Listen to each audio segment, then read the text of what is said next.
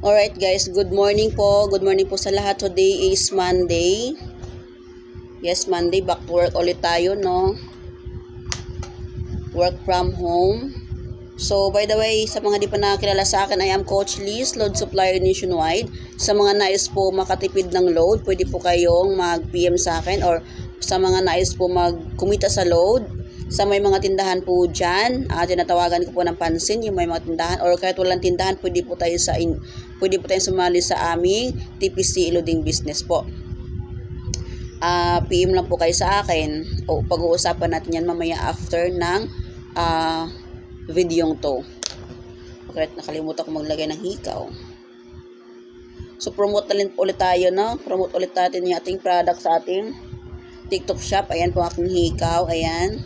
Available po yan sa aking TikTok shop. Ayan. Sa mga nais mag-order po, PM lang po at ako na po mismo ang magpa-ship sa inyo. Nationwide po tayo. Shipping po nationwide. Ang ating TPC loading business po, shipping po nationwide.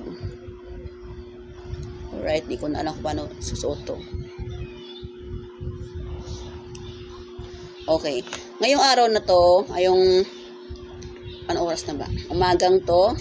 11:25 AM. So, mayroon tayong pag-uusapan tungkol to sa mga mag-partner na hindi na masaya sa kanilang life but they still together, no?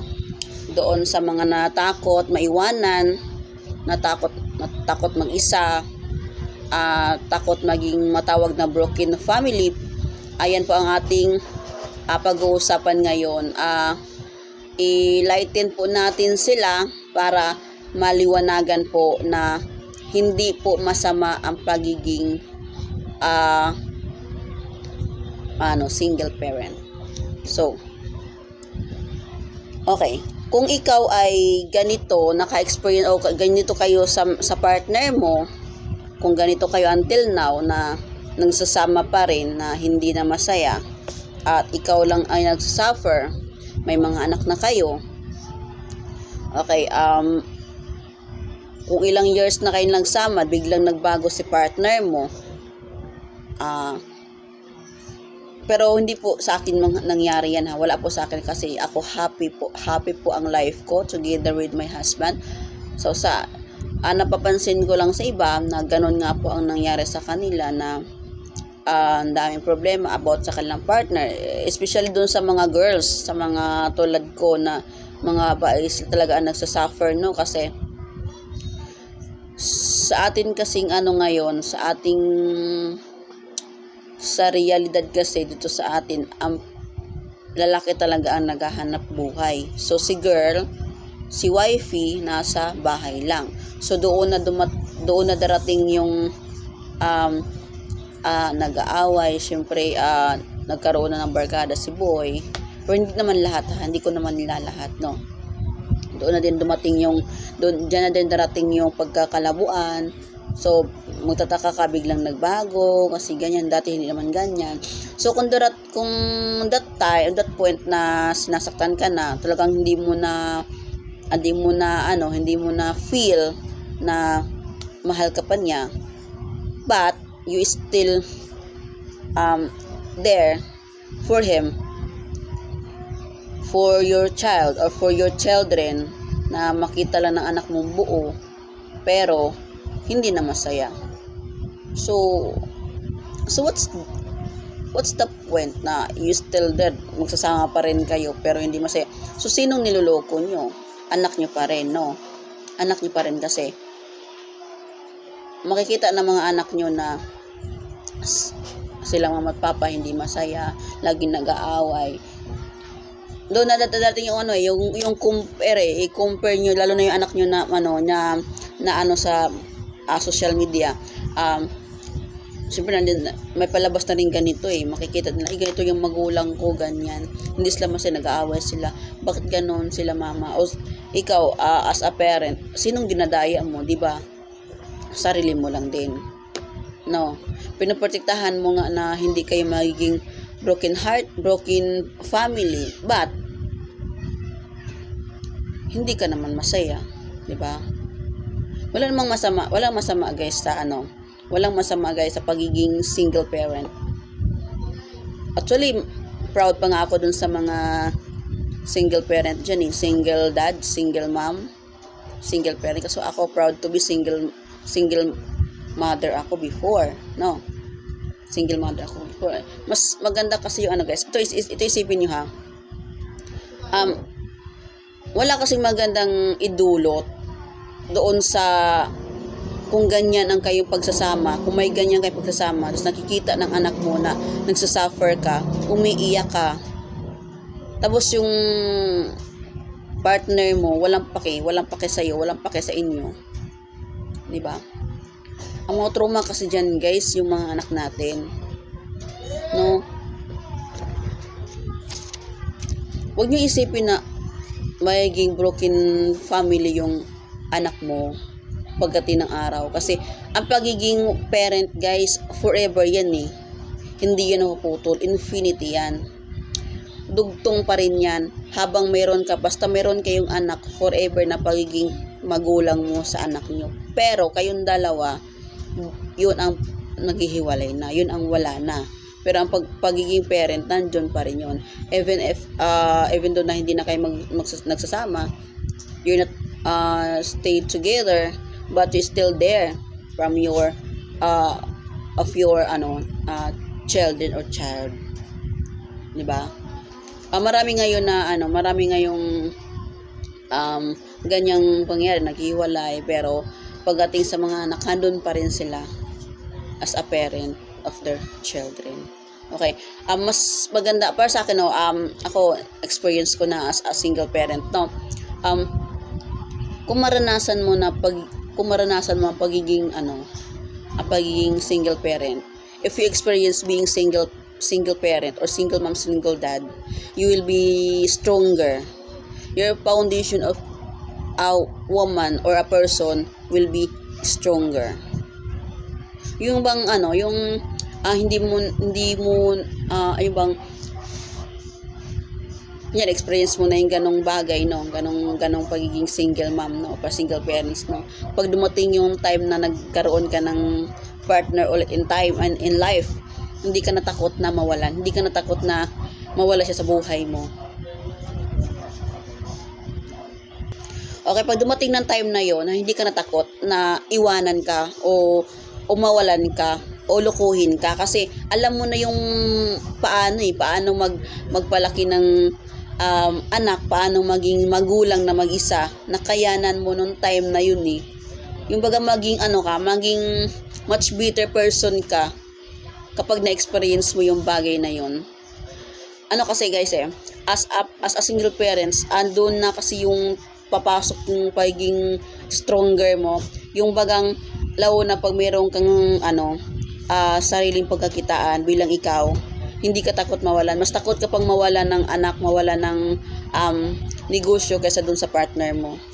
Believe me, kasi yan talaga ang mga stronger person, yan ang iniisip nila. No? So wag nating isipin na na magiging pariwala ba tawag dun sa Tagalog. No? Na magiging miserable yung buhay ng anak mo, kasi mas magiging miserable ang buhay niyo pag nandyan pa rin kayo sa partner mo na alam mo hindi ka na masaya. Niloloko mo lang yung sarili mo. Not healthy. Your relationship is not healthy. No, nagmamahalan kayo pero not healthy. Diba? Aanhin mo naman yung nagmamahalan nga kayo pero nagkakasakitan naman. Diba? Your relationship will be not healthy nga, diba? Sabi ko, hindi siya maganda kasi nakikita ng mga anak mo nagkakasakitan kayo, diba? So ang anak kasi ang kawawa natin guys. So mas maigi na yung let go each other, no? Move on, no? Hindi kawalan o hindi kawawa ang taong single mom, single dad, single parent. Hindi kawawa tingnan. Mas mas maganda tingnan, lalo na kung nakayanan mo buhayin yung anak mo, na kaya maging nanay, tatay, na kaya mo maging isa para sa anak mo, para maging buo lang ulit sila. Diba? Pero kung if your partner doesn't need yung need not as you what we call this support, it's okay. Don't ask him. Wag kang manghingi sa kanya. Wag kang manghingi sa kanya ng suporta. Wag mong hingiin sa kanya yung unawa. Guys, hindi na kailangan yan. Hindi, don't ask for love and understanding from your partner. Di ba? It is not asked. It is not asked. Di ba? It is not asked for. Binibigay yan ng kusa. So wag mong hingiin yung bagay na yan na para kang nagmamakaawa dun sa partner mo, dun sa part na yun na kinawawa mo yung sarili mo para ibigay niya sa iyo yung gusto mo. Wag mong gawin 'yon. Cheer up.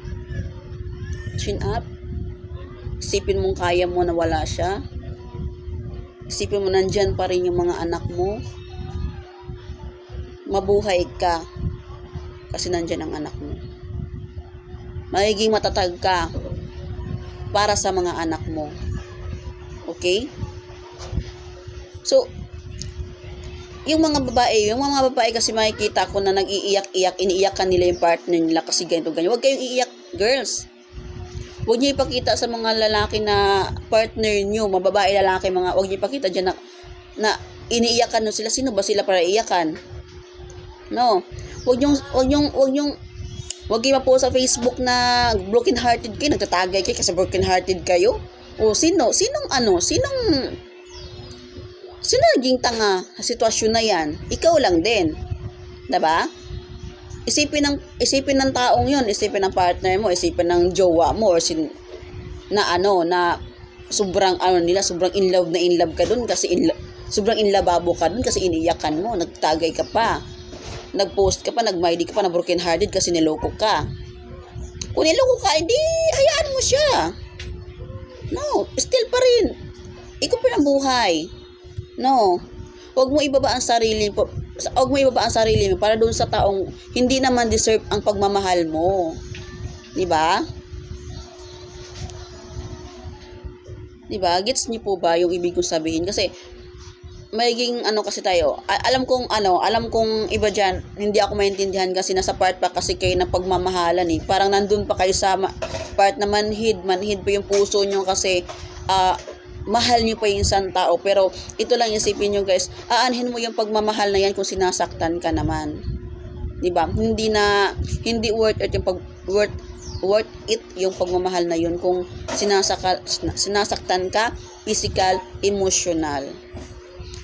Mas masakit pa nga yung emotional kasi sa physical eh. Okay lang na saktan ka ng physical pero yung emotional talagang to the bones talaga yung tama na sakit-sakit yung emotional. Emotion kasi yun guys. Hirap tanggalin yun. Ang sugat pwede maghilom yun eh. Pagdating ng araw, pag tinapan maghilom yung sugat. Pero nandun pa rin yung piklat. Pero ang emotion, maalala mo pa rin yun. As nasaktan ka na emotionally. So tayo mga girls, boys, kung niloloko man kayo ng partner nyo, girls, kung niloloko man kayo ng partner nyo, kung hindi na masaya ang pagsasama nyo, let them go. Let's go each other. Hayaan nyo na ang isa't isa. 'Di ba? Palayain, let's set him free. Maghiwalay na kayo ng hindi labag sa kalooban nyo. Mag-usap kayo ng maayos, maghiwalay kayo ng kayo lang, pero pagiging parent doon sa magulang nyo, nandyan pa rin. Yun ang importante doon guys. No? So sana magets nyo or makuha nyo yung ibig kong sabihin na hindi po masama ang pagiging single mother, single dad, single parent. Kasi nakipaghiwalay kayo in a good way naman kasi hindi na kayo masaya sa poder ng partner nyo. Kasi nagbabago naman talaga ang tao eh. Huwag nyo sabihin na hindi nagbabago ang tao, nagbabago talaga. Lalo na kung masama mo na siya sa isang bubong.